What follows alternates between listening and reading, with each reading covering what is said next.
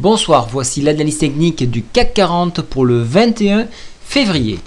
Alors, grande surprise, hein, vous avez vu, donc on est venu tester la médiane de la fourchette d'Andrews, on l'a enfoncé, on est venu chercher la M10, voilà pourquoi je me sers beaucoup de la MM10, et on est repassé à l'assaut donc de la médiane, on est remonté petit à petit, on a franchi le point pivot, on a franchi la ligne de coup, et on continue en after, donc là 4358 points, voilà un petit peu le danger. Alors, je ne sais pas si vous l'avez remarqué, je vais vous le mettre en évidence, ici, regardez, au niveau de la Bollinger, elle s'écarte ici, Attention au retour de la volatilité.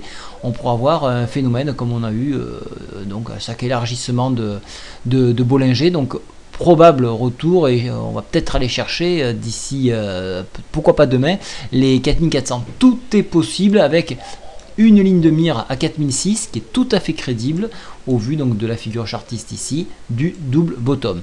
Je tenais également à vous montrer quelque chose. Alors je finis avec la T journalière. Donc on est toujours aussi orienté sur la MACD.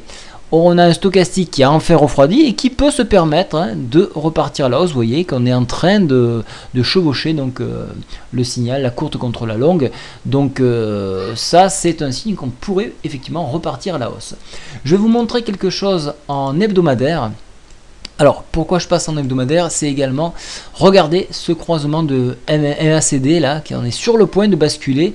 Donc la semaine prochaine, il y a de grandes chances qu'on ait un croisement, et donc ce qui va encore propulser l'indice parisien. On peut remarquer également, là aussi, un élargissement de Bollinger. C'est encore un peu faiblard, mais voilà, on y est, on est en train d'élargir, donc soyez attentifs. Cette longue consolidation qu'on a depuis plusieurs mois, on va aboutir et on risque de casser par le haut. Voilà un petit peu ce qu'il fallait retenir donc sur cette journée. Pour demain, donc les points de hausse, alors cassure par le haut ici. Il y a plusieurs paramètres à prendre en compte. Ici, il y a une oblique intéressante à exploiter. Alors, elle est un peu faiblarde, mais quand même, je vais la mettre. Voilà. Je vous la mets ici. Tac, tac, je la passe en noir. Hop. Ici, hop.